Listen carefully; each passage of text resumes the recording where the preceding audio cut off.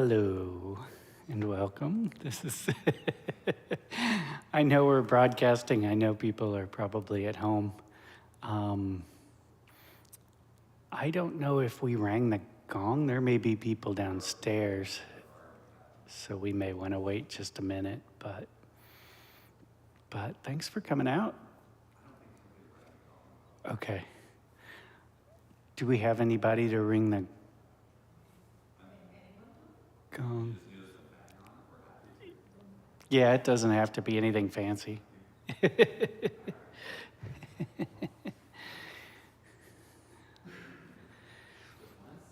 Sure.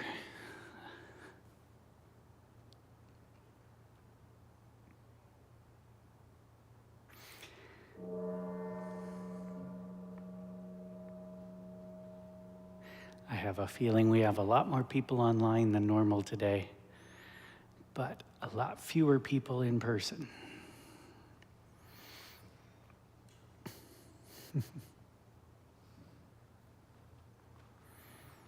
I caught up on a couple talks this week on YouTube, watching some past talks.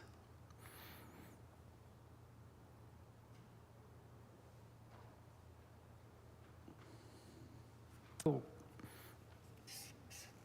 I have handouts.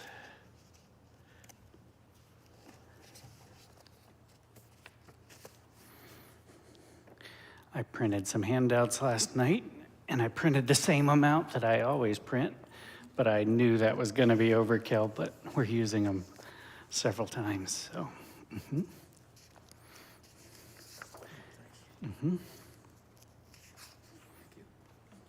And you're welcome to keep them if you want.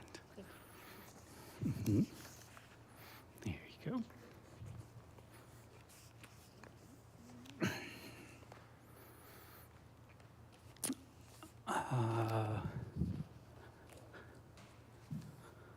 I'll put these here and then people can grab them.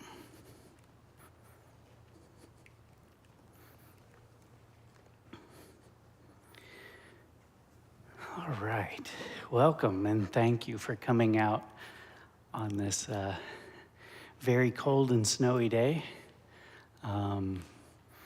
Very, very hardy, the hardy Midwesterner, and you guys making it out on the snowy day.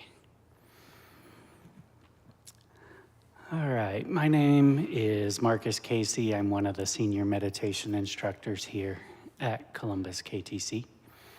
And so let's make ourselves comfortable, relax, and open ourselves to the words of our teachers. A few months ago, I started a series on the 37 practices of a Bodhisattva, where we go through verse by verse through the small text by Togme Zangpo, and I have handed out the text, the full text of it, to each of you. And we have more over there. Yeah, perfect. And so we are continuing this week, and but before we get started on that, it's our tradition to say the 4-line refuge prayer. And we have both the English and the Tibetan on your laminated sheets. And if you're unfamiliar with this prayer, it is an aspiration. It is an aspiration to awaken ourselves and to then help others to awaken. And so when we chant, we repeat our commitment to taking refuge in the 3 jewels. And those are the Buddha, the Dharma, and the Sangha, or the community. So we'll chant the refuge prayer once in Tibetan, and then we'll do it twice in English. On Sangye Chudang Tsoki Chognam La Jangchu Bardu Dagni Kyapsuji Dagi jinso ki pe sunamgi drola penchir sanje druparsho. In the Buddha, the Dharma, and the assembly most excellent, I take refuge until I reach enlightenment. By the merit of generosity and other good deeds, may I achieve enlightenment for the sake of all beings. In the Buddha, the Dharma, and the assembly most excellent, I take refuge until I reach enlightenment. By the merit of generosity and other good deeds, may I achieve enlightenment for the sake of all beings. All right, this is the fourth teaching in the series, and the others are all available on our podcast or on YouTube if you want to go back and catch up. Those talks covered the intro material as well as the first 11 verses. So let's read together from the beginning, and then the first 12 verses. Let's do that. Namo Lokeshvaraya. You see that all phenomena neither come nor go. Oh, you guys can read with me. Let's read together. You see that all phenomena neither come nor go. Still you strive solely for the benefit of beings. Supreme Guru and Protector Chenrezig, to you I continually bow with body, speech, and mind. The perfect Buddhas, sources of benefit and happiness, arise from practicing the genuine Dharma. Since that in turn depends on knowing how to practice, the practices of a Bodhisattva shall be explained. Now that you have obtained the precious human body, the great boat so difficult to find, in order to free yourself and others from the ocean of samsara, to listen, reflect, and meditate with diligence day and night is the practice of a bodhisattva. Passion towards friends churns like water. Hatred towards enemies burns like fire. Through dark ignorance, one forgets what to adopt and what to reject. To abandon one's homeland is the practice of a bodhisattva. Giving up negative places, mental afflictions gradually decrease. With no distractions, virtuous activities naturally increase. When mind becomes clear, certainty in the Dharma is born. To rely on solitude is the practice of a bodhisattva. Old friends and relatives will separate. Possessions gained with exertion will be left behind. Consciousness, the guest, will leave the guest house of the body. To let go of this life is the practice of a bodhisattva. When friendship with someone causes the three poisons to increase, degrades the activities of listening, reflecting, and meditating, and destroys loving kindness and compassion, to give up such a friendship is the practice of a bodhisattva. When in reliance on someone, your defects wane and your positive qualities grow like the waxing moon, to cherish such a spiritual friend more than your own body is the practice of a bodhisattva. Themselves captives in the prison of samsara, whom can the worldly gods protect? Therefore, to seek refuge in those who do not deceive, the three jewels, is the practice of a bodhisattva. The suffering of the lower realms, so difficult to bear, is the fruit of wrong deeds, so the Buddha taught. Therefore, even at the cost of your life, never to commit negative actions is the practice of a bodhisattva. Like dew on a blade of grass, happiness in the three realms evaporates in a single instant. To strive for the supreme state of liberation that never changes is the practice of a bodhisattva. From beginningless time, your mothers have cherished you. If they now suffer, what good is your own happiness? Therefore, in order to liberate limitless sentient beings, giving rise to bodhicitta is the practice of a bodhisattva. All suffering comes from yearning for your own happiness. The perfect Buddhas are born from the intention to benefit others. Therefore, to truly exchange your own happiness for the suffering of others is the practice of a bodhisattva. Even if someone driven by desire steals all your wealth or incites someone else to steal it, to dedicate to this person your body, possessions, and all your virtue of the 3 times is the practice of a bodhisattva. Okay. So, starting with verse 12, we are starting on a large section that is all about how to transform adverse circumstances into fuel for spiritual practice. Being able to transform difficult circumstances into practice is one of the most powerful tools we can use in our everyday lives. And kind of to illustrate how important that is, this section about transforming adverse circumstances is the next 10 verses.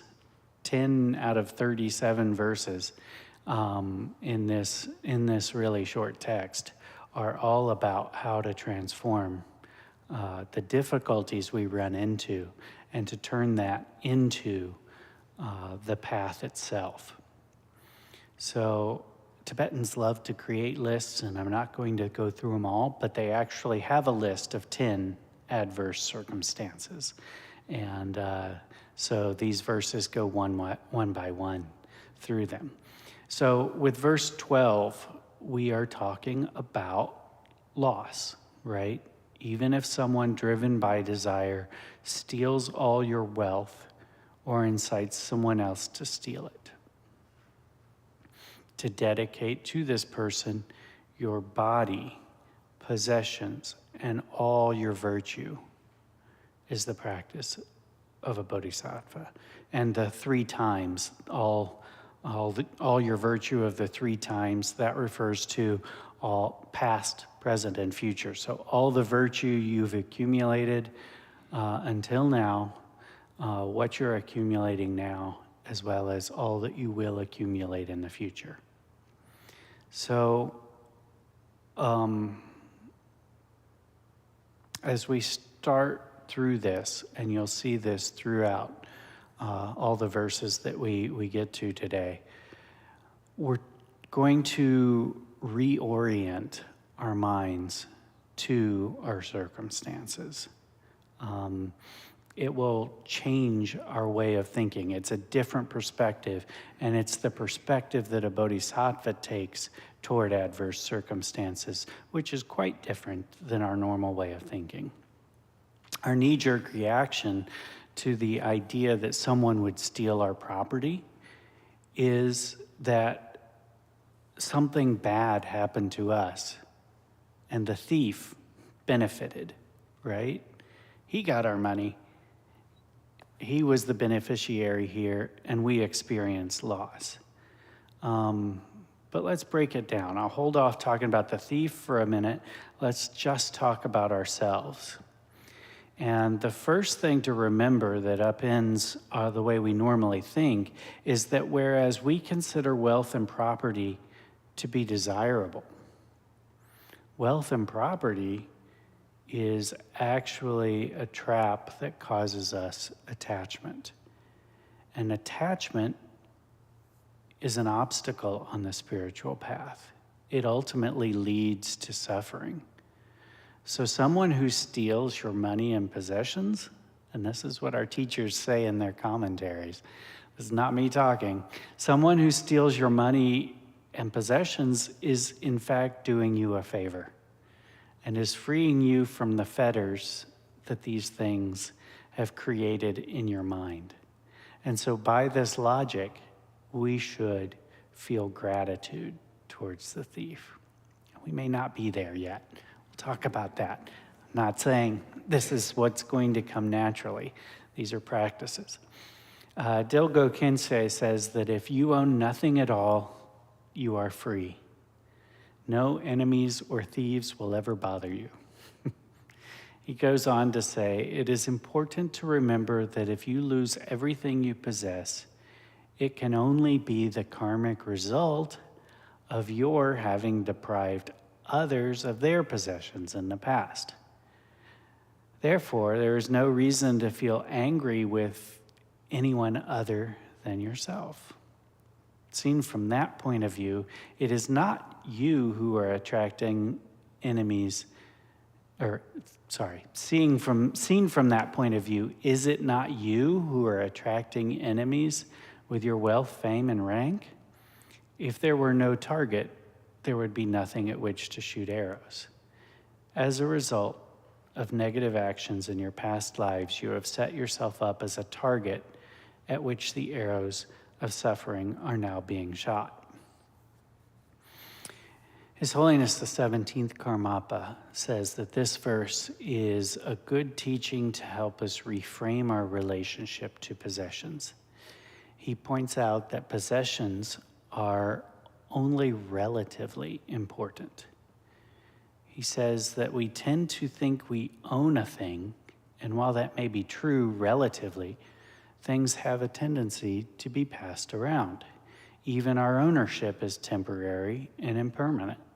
He says that if we place too much importance on our own possessions and someone tries to take it from us, we could end up even losing our lives trying to protect our possessions. He points out that we should know our lives have much greater value than our possessions. This all reminded me of a famous Zig Ziglar quote in which he says, "Money won't make you happy, but everybody wants to find out for themselves."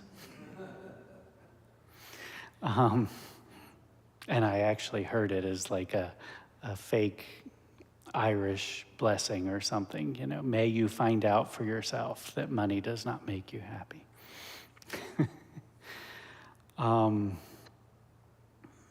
So I think all this, kind of points to the reorientation toward ourselves, holding less tightly to our possessions and recognizing that possessions come and go and it's all an impermanent relationship.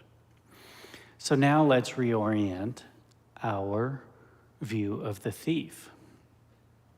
Dilgo Khyentse says that a great bodhisattva never has angry thoughts toward anyone who harms him. Instead, his main concern is for that person's welfare. Whatever harm others may inflict on you, always pray that all beings suffering may come to you and not to them.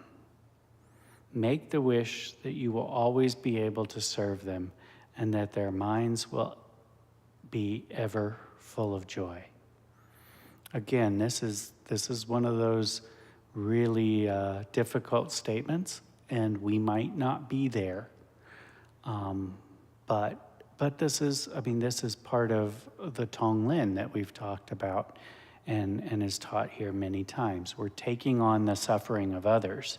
So you pray that their suffering will fall on you, and you make a wish that your happiness will go to them. To feel compassion for someone who is harming you is such an effective way of purifying your obscurations, freeing yourself from anger, and developing the positive side of your nature that in fact the harm that the person has done to you will carry you along the Bodhisattva's path. And this is that transformation that we're talking about. The harm that they've done for you, if you can keep them and their well-being in the forefront of your mind, that actually can be a powerful tool for your own transformation and your own path toward being a bodhisattva. As it is said, therefore, I take refuge in whoever harms me, as he is the source of all happiness. And Dilgo Khyentse Rinpoche recognizes that this is difficult. He says, in the beginning, this may seem difficult to put into practice, but to have a truly good heart is something for which everyone has the capacity. Take all the suffering of the person harming you into your heart and send him your own happiness with great compassion.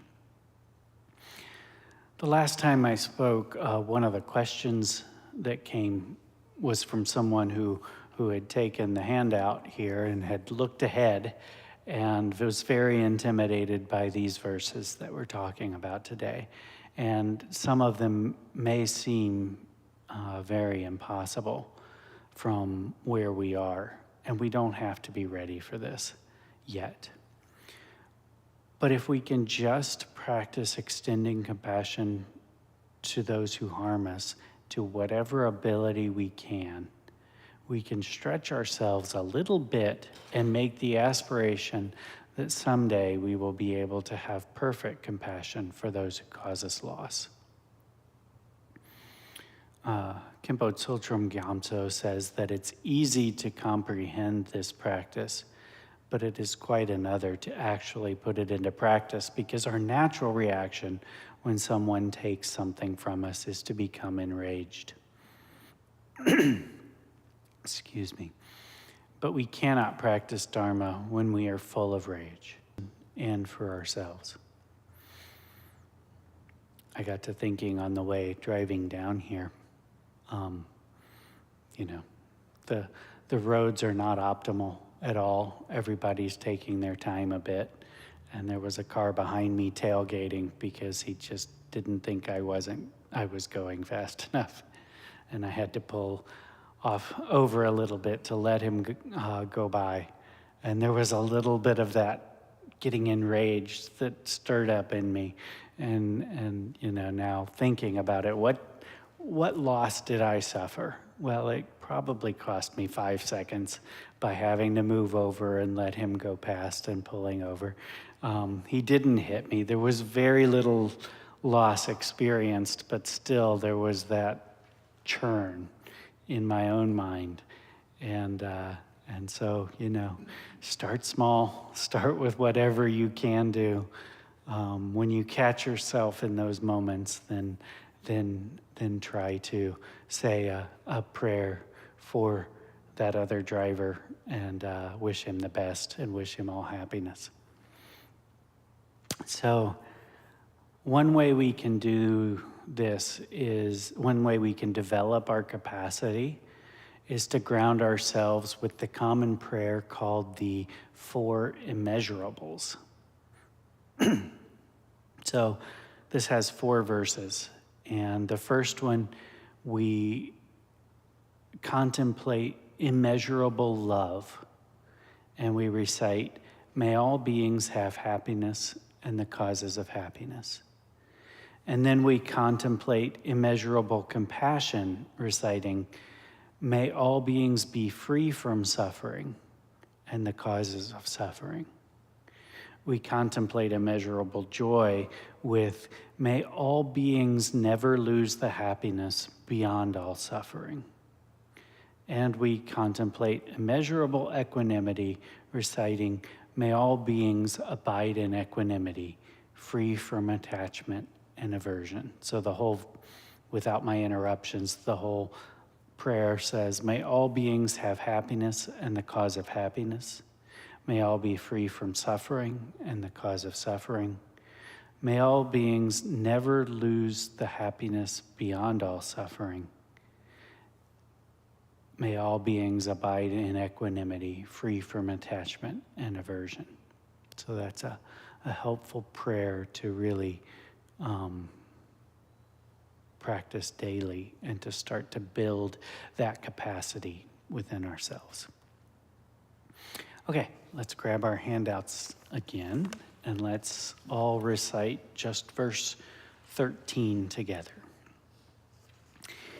If someone cuts off your head, even when you have not done the slightest thing wrong, through the power of compassion to take his misdeeds upon yourself is the practice of a bodhisattva. This one gets a little bit extreme. And actually, in the commentary by His Holiness the 17th Karmapa, he just skips it. He says that this one is very difficult to do and must be left to highly realized beings. So he just moves on to the next verse. But others do comment on it, so let's go ahead and discuss it. Dilgo Khyentse Rinpoche uses a very similar formula as the last verse.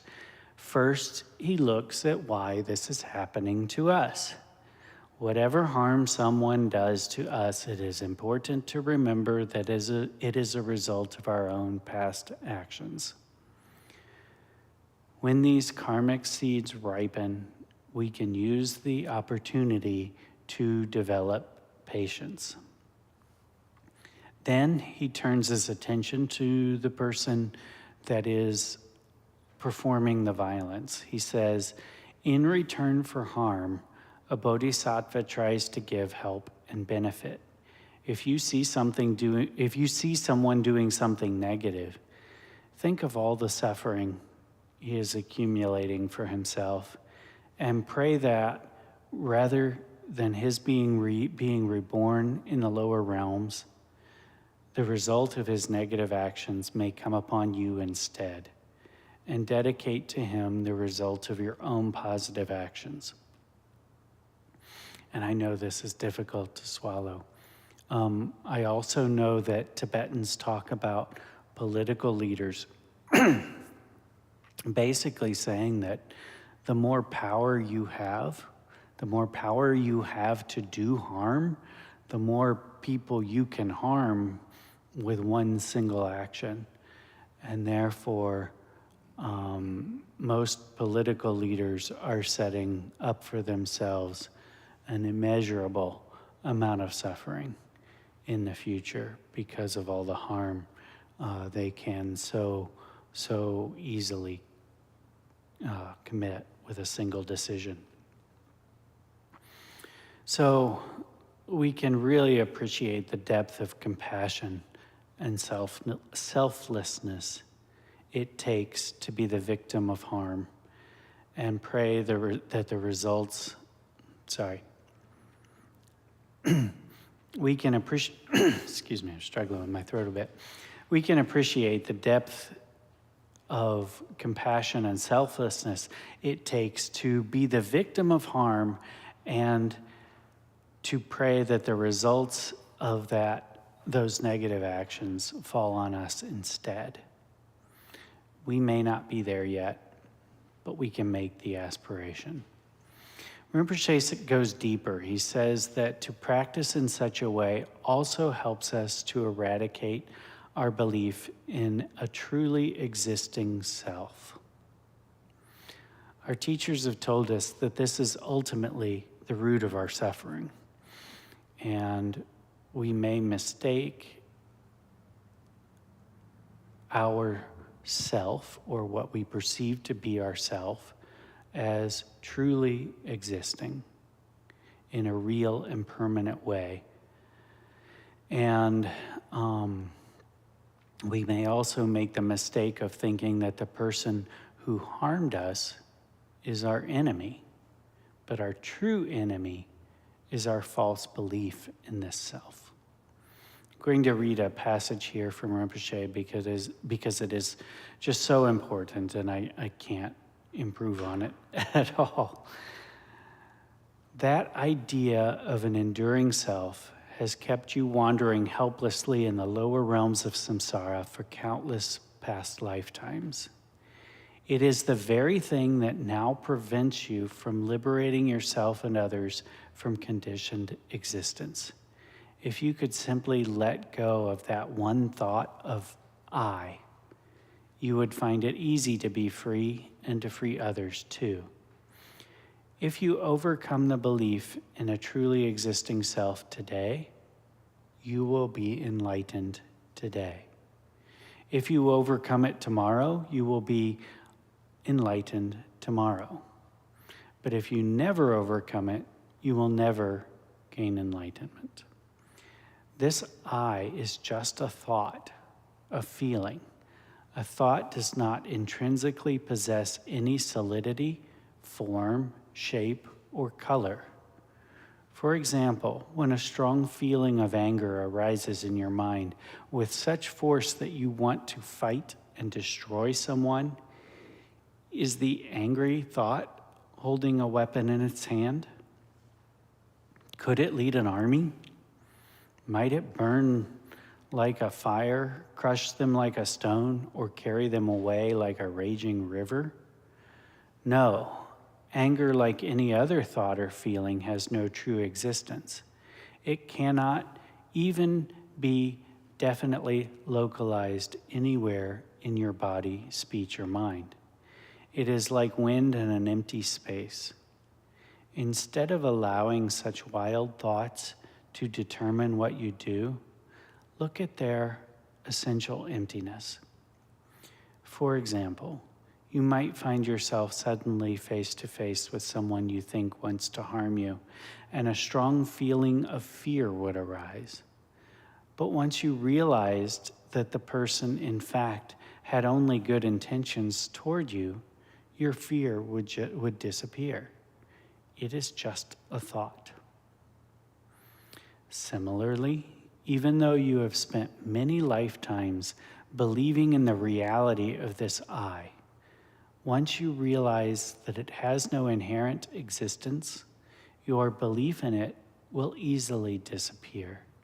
It is only because you are unaware of its true nature that the idea of I has such power to affect you. Without that belief in a self, anger, desire, fear, and so on can no longer arise.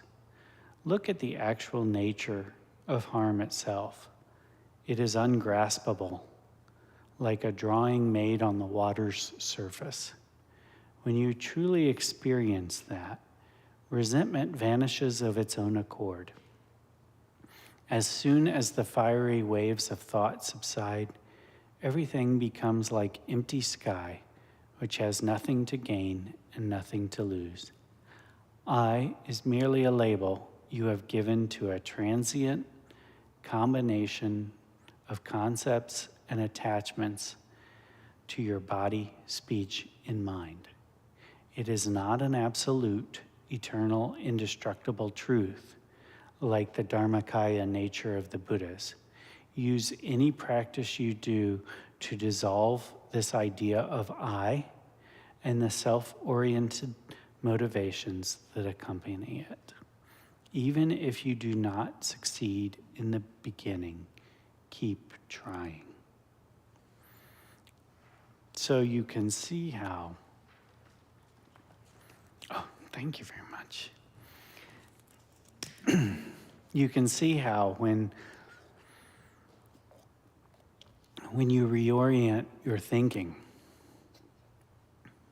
and when you've actually reached a point that you understand that yourself only has a relative existence, only exists in relationship to all other things, and doesn't have a standalone from its own side. It's often translated as an inherent existence that lasts, that's permanent, that's real, that's unchanging. When you recognize that, then you will recognize any changes that happen to that self as also being impermanent and just part of the regular course of things.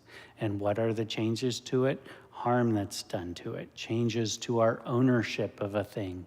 In the case of the last verse, changes to our lives themselves. And violence that could happen to you in the case of this verse. All right. Let's go on to verse 14 and let's all read that together. Should someone slander you throughout a billion worlds with a heart full of love to proclaim his good qualities in return is the practice of a bodhisattva. So now we're learning to transform disgrace or, harm to our reputation.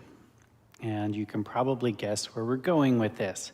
If someone slanders you or harms your reputation in some way, it is because you have dishonored others in the past. You can feel grateful that this person has given you the opportunity to pay off your karmic debt. And Rinpoche reminds us that even if it feels difficult to think this way, remember that unfavorable circumstances are the best opportunity you will have to put the teachings into practice.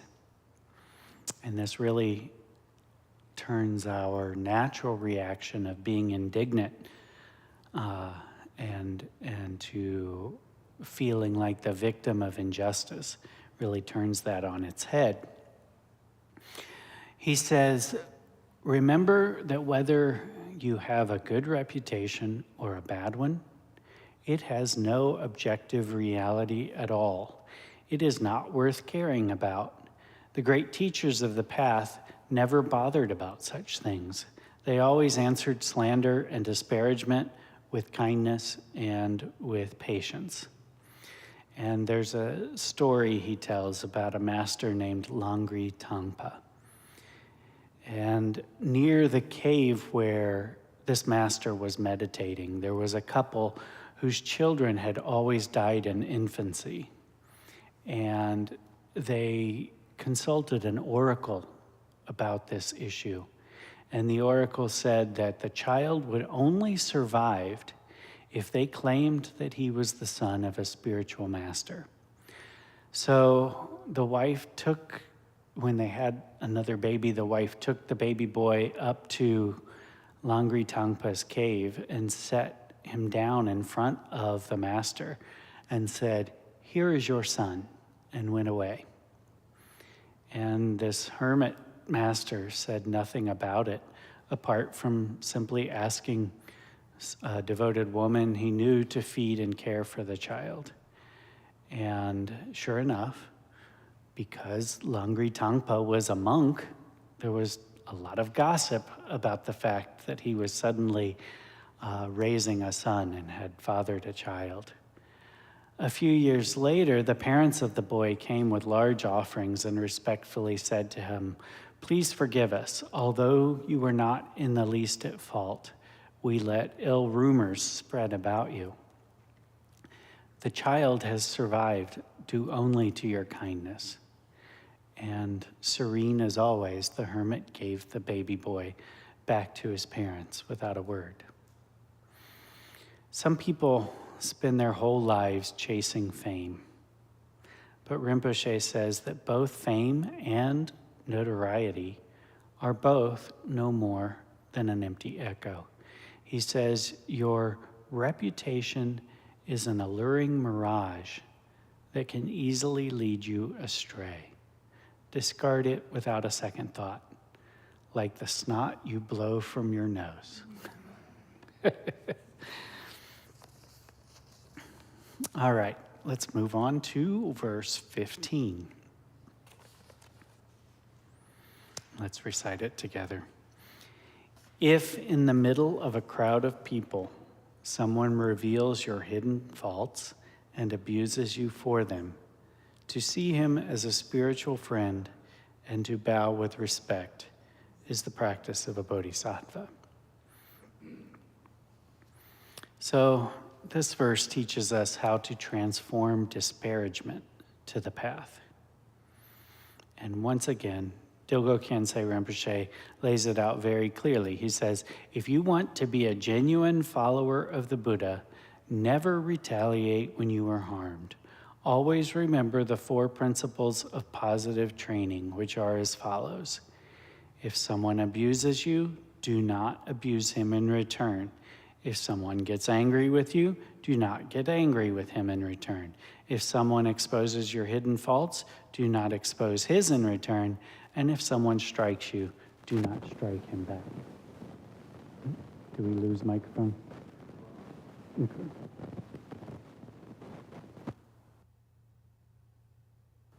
All right, we back? Okay. Shantideva says, no evil is there similar to anger, no austerity to be compared with patience. And a lot of these verses that we've talked about today really come down to the same thing, don't they? Respond with patience instead of with anger. Recognize that we have karmic patterns that have set the causes and conditions for what have happened, for all that has happened to us. See the other person as worthy of our compassion and have patience with the situation. Many of our teachers, Khenpo Karthar Rinpoche, His Holiness the 16th and the 17th Karmapas, have suffered difficulty at the hands of the Chinese, some of them back in 1959 when the Chinese invaded Tibet. Instead of feeling hatred, they prayed that the negative actions of all beings would be purified through the vindictive attacks against them. Like them, when we are insulted and humiliated, we should pray that, using the connection we have established with those insulting us, we may be able to bring them all to liberation. I remember one teacher who spent years in a camp as a prisoner of the Chinese. And he did eventually get out, and he was talking to another teacher, and he said, there were times in there when I was in great danger. And the other teacher said, well, of course, you were a prisoner in a work camp, of course. And he said, no. There were times I was in danger of becoming angry toward my captors.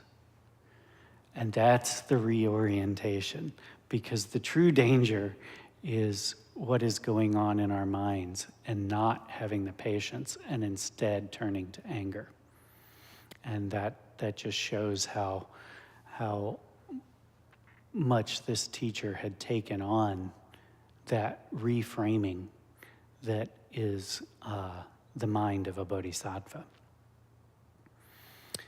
This is just so transformative if we reorient our minds.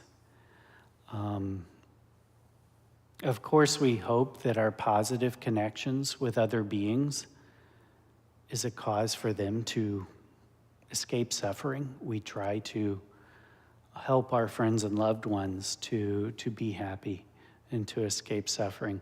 But we should also hope that even if we have negative connections with others, that connection would be the cause of their liberation.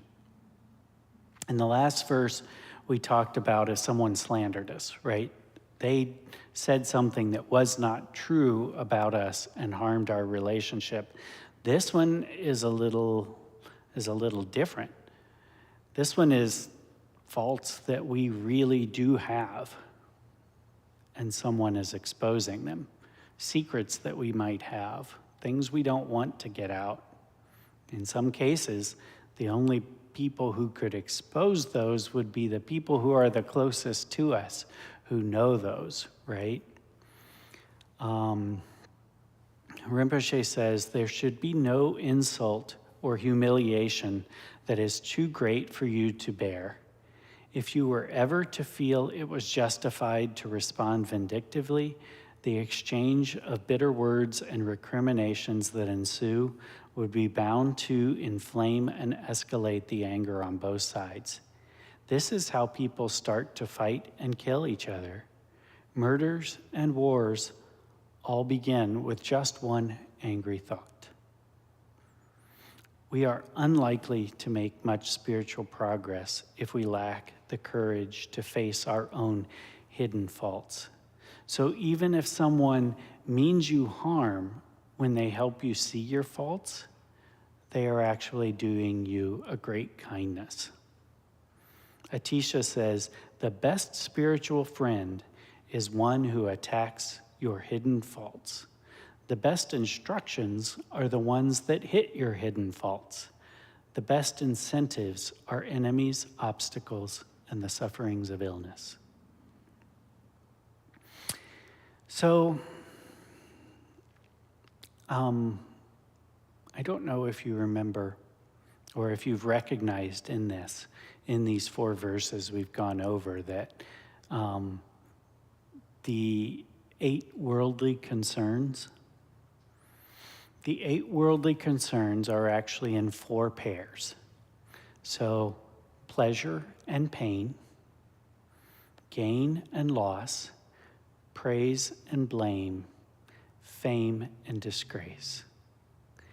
And these 4 verses each attack one of those 4 worldly concerns.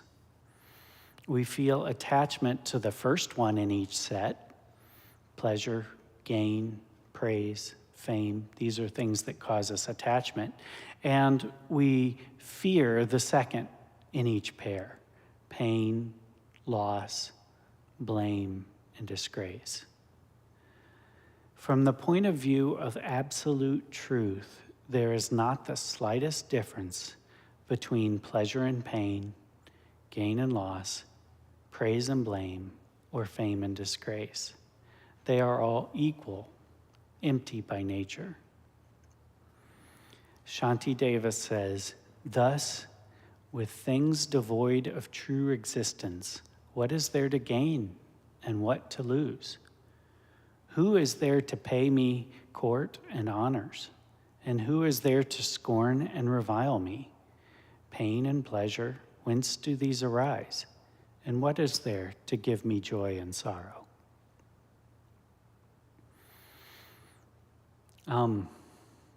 Again, we may not be there. Back in the 13th verse, His Holiness Karmapa said that this verse should be left to higher realized beings. And so let's talk a little more about this.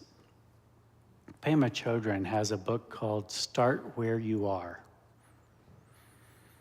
And that really is a theme of our center and the way we present teachings and the way we should be with ourselves.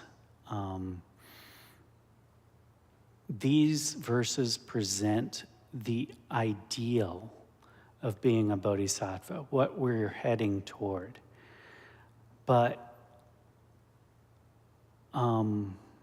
we are still, as Lama Kathy calls us, bodhisattvas in training, right? The ideal is that we develop a heart of compassion and wisdom so that this behavior and these reactions happen naturally. And to the extent that where we are now is not a place where they can happen naturally, we contemplate this alternative reaction.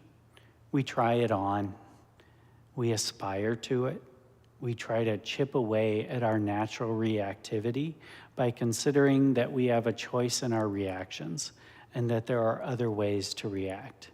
And we'll probably have mixed results at first, right? What we don't want to do is to develop the feeling that there's an impossible standard, we can't live up to it, and then we develop discouragement and give up on the path altogether. And another thing we don't want to do is to lie about ourselves, about our own natural reactions. We want to be clear-eyed and work with our genuine reactions. If anger arises, recognize that anger. Don't try to live in denial of that anger. Recognize that anger. Look at it. Try to label it, right? Label our thoughts and reactions. Point that out. Anger. And then to drop it. Let it subside. Try to get some distance from it. That's kind of what our practice is about. That's what that shamatha practice is, where you recognize that you've had a thought and you let it drop on its own and you return back to the object of your meditation. This is what our practice is all about, developing an awareness that is outside of the churn of thoughts, just that little bit that can look out and say, look from outside and say, look at my churning mind. Boy, my mind's really going crazy today. You know, just that awareness that is slightly removed from all those thoughts, rather than completely controlled by the thoughts and being tossed around. That is that little moment developed in meditation that allows us to recognize the rising of anger and instead to have the thought instead that there's another way, that we can reframe it, that we can look at it through the eyes of a bodhisattva and say, you know, what would a bodhisattva do in this situation? Well, that person I'm extremely irate with, that person would recognize that this is an opportunity for me to practice compassion in a very powerful way because it's so difficult, right? Think about weight training.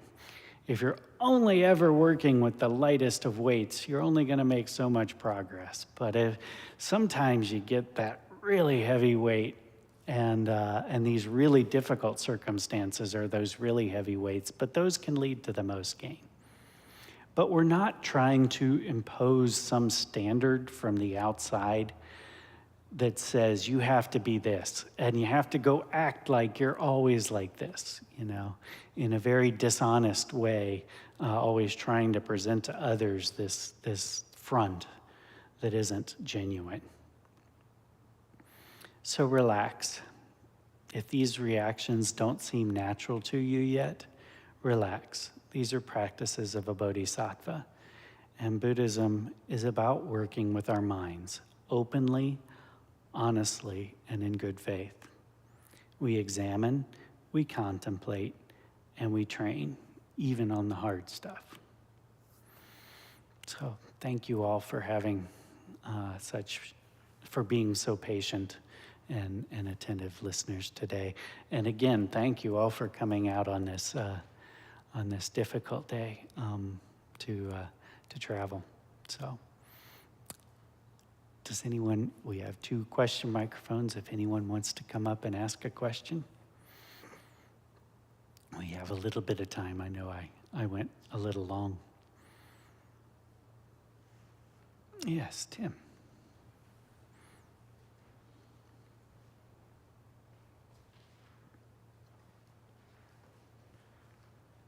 I just wanted to relate a little story from my life.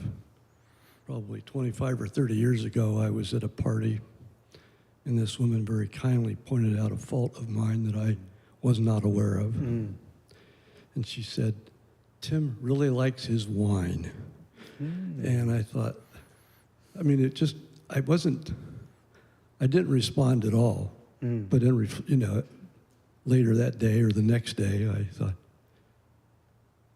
I think I'm going down the wrong path here. So it was just a big wake-up call for me. And I think, I really feel like she really saved me from, further deterioration and further progression down this path. In that moment when she said it, was it hurtful? Was there an instant reaction of hurt? Or no, it was kind of shock. A shock. Yeah. Yeah, like, oh my God. That's good. That's good. Yeah. Yeah, and that's why they say when someone exposes that's why this says when someone exposes your faults, what does it say? To see him as a spiritual friend and to bow with respect, right? Right? She changed your life. She did. Excellent. Thank you, Tim.